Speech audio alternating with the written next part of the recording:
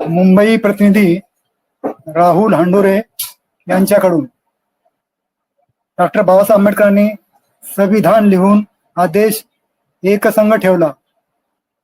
शरद पवार यांचे गौरवोद्गार. मुंबई दिनांक 29 मार्च. महामानव डॉक्टर बाबासाहेब आंबेडकर यांनी संविधान लिहून हा देश एकसंघ ठेवला आहे, असे गौरवोद्गार राष्ट्रवादी काँग्रेस पक्षाचे अध्यक्ष शरद पवार यांनी मुंबई येथे यशवंतराव चव्हाण सभागृहात प्रमुख अतिथी म्हणून बोलताना काढले. अध्यक्षस्थानी खासदार चंद्रकांत हांडोरे होते. संविधान हक्क परिषद आणि मंत्रालय वार्ता साप्ताहिक यांच्या वतीने मुंबई येथील यशवंतराव चव्हाण सभागृहात विविध क्षेत्रातील मान्यवरांचा सत्कार आयोजित केला होता. त्या प्रसंगी शरद पवार हे बोलत होते.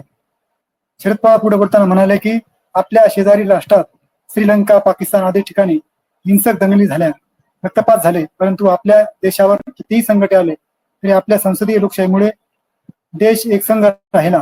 डॉक्टर बाबासाहेब आंबेडकरांनी संविधान लिहिले, हे बाबासाहेबांचे योगदान हा देश कधीही विसरणार नाही, असेही शरद पवार यावेळी म्हणाले. अध्यक्षपदावरून बोलताना खासदार चंद्रकांत हांडोरे म्हणाले की महागायिका निशाताई भगत यांनी गायनाच्या माध्यमातून आंबेडकरी चळवळ गावागावात पोहोचवली. मराठवाडा विद्यापीठ नामांतराचा प्रश्न शरद पवार यांनी सोडविला. शरद पवार यांच्यामुळेच नामांतर होऊ शकले, असेही चंद्रकांत हांडोरे यावेळी म्हणाले. या प्रसंगी महेश तपासे, रामचंद्र जाधव, विष्णू शिंदे, पांडुरंग शेलार, अण्णासाहेब रोकडे, आशालता भगत, शोभता अहिरे, नारायण गायकवाड आदींचा सत्कार करण्यात आला. कार्यक्रमाचे प्रास्ताविक पत्रकार अनिल अहिरे यांनी केले. सूत्रसंचालन विद्या बाळतकर आणि अभिनेते सुनील जगताप यांनी केले. महागायिका निशाताई भगत यांनी पहाडी आवाजात गाणी सादर केली.